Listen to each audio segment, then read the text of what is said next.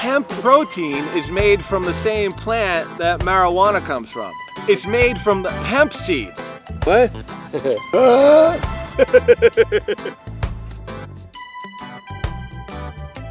Hemp protein. Do you smoke it? Can you get high off it? No, you probably wouldn't want to smoke it, and I don't think you can get high off it. We could try, we could smoke some, or we could just smoke the real thing. It's high in omega fatty acids. How many high jokes are we gonna do in this thing? That's getting old. That was the first one. Was it? Anyway, come it's on, high. let's just take it to a higher level. It's high in omega fatty acids and also contains some dietary fiber, so it can be a little bit more filling. A lot of people like hemp protein because of the omega fatty acids, because most people usually don't get enough of that stuff. That's the good fat. Hemp protein does contain all 9 essential amino acids, but it's not considered a complete protein because it's low in lysine and leucine. You say hemp protein. Most people would eliminate one of the P's and say hemp protein. I never miss a P. Some sources say that it is a complete protein and others say that it's not. Who cares?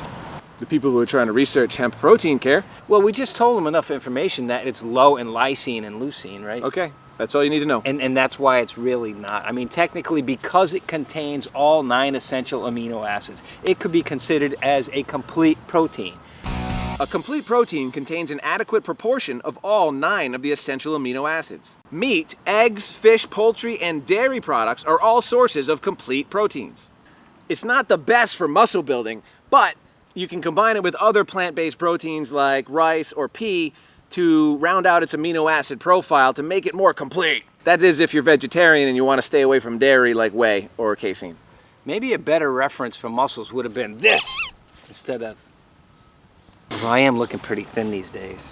We couldn't find a biological value for hemp protein. Nobody's got it. I looked everywhere, man. Nobody, even the experts, nobody will give you a figure, but the most they'll say is that it's probably lower, on the lower side for like a plant-based protein. So my guess would be in the 50s, 40s, or 50s, which is pretty low.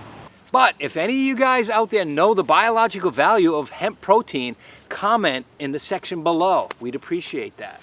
And don't just be making shit up. Do our research for us! I tried, man. It's not out there.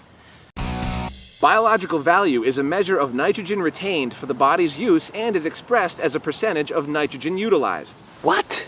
The measurement for how well and quickly it can be utilized by the body. The higher the number, the better the quality and utilization by the body. Proteins with the highest biological value include whey protein isolate with a biological value of 159, and also egg protein with a biological value of 100. Most of our research says that hemp protein is easy on the stomach and digestion, but one article that we came across said that it caused people to have loose stools. Why loose stools? That just sounds stupid.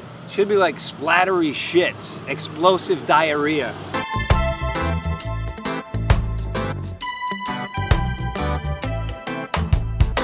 Loose stools! And mild abdominal cramps. And that the omega-3 content of hemp can alter platelet function. So if you're taking anticoagulants, be aware that this could increase bleeding.